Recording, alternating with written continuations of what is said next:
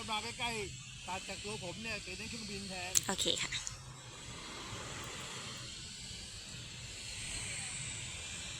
เดี๋ยวเมื่อ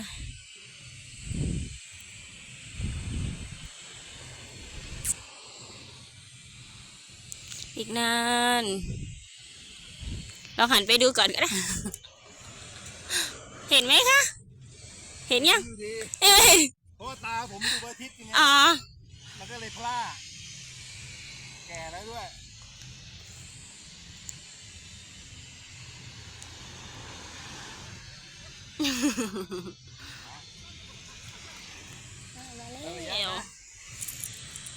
ยังค่ะต้องเสียดายกดไปเลยกดแล้วค่ะ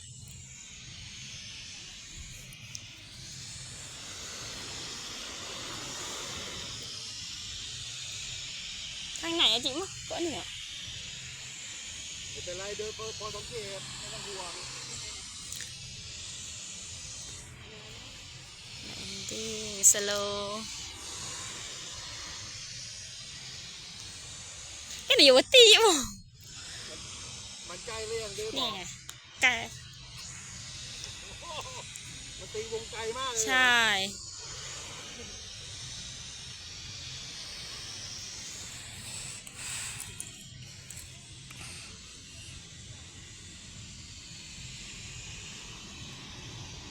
มาแล้วได้ยินเสียงแล้วมาแล้วยะโถกะอาติลูกาฮัลโหลอันนี้นะทุเรศเด้อโอเคสุดยอดนี่นะเจ๊เลยล่ะมาแล้วค่ะ